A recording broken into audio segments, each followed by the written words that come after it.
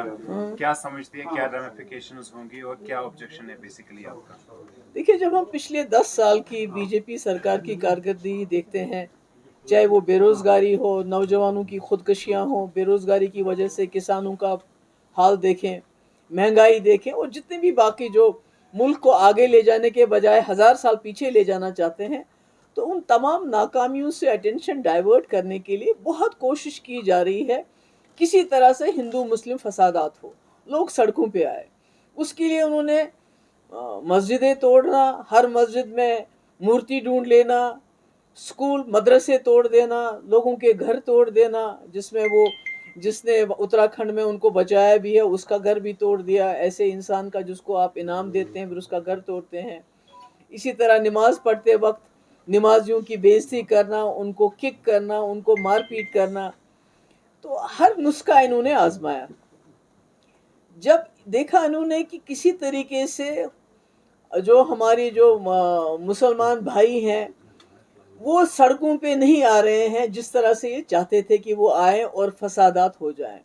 तो अब इन्होंने आखिरी तीर जो इनके कमान में था उसको इन्होंने चलाया है,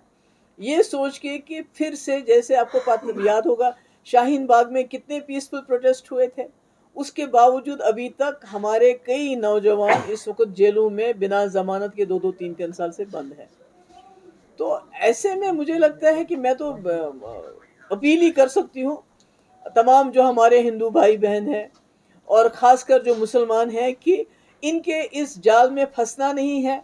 हमें अभी सड़कों पे आने की ज़रूरत नहीं है। हमारे जो इस कम्युनिटी के जो सीनियर लोग हैं वो अदालत में गए हैं, और खुशी की बात यह है कि पिछले कुछ देर से जो सुप्रीम कोर्ट के जो फैसले भी आ रहे हैं वो भी किसी हद तक लोगों के हक में आ रहे हैं, आवाम के हक में आ रहे हैं। तो इस वक्त मौका है वोट से जवाब देने का। अपना वोट सही तरीके से इस्तेमाल कर लीजिए, ताकि कल को अगर आप आवाज़ भी उठाएं किसी कानून के खिलाफ तो आपको दंगे, जैसे दिल्ली में दंगे कराए गए फिर उसमें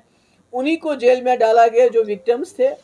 तो कोई वोट का, मेरे ख्याल में इस मुल्क की सबसे खूबसूरत चीज़ तो जमहूरियत है जिसको ये ख़त्म कर रहे हैं। सबसे खूबसूरत चीज़ हमारा आइन है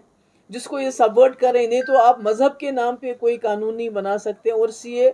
बिल्कुल मुस्लिम्स को टारगेट करने वाला कानून है। तो मेरी मोतबाना गुजारिश है तमाम लोगों से, खासकर मुसलमानों से, खुदा के लिए इनके जाल में मत फंसिए, अपने वोट का सही इस्तेमाल कर लीजिए और उसके बाद कानूनी तरीके से इस लड़ाई को लड़ने की ज़रूरत है।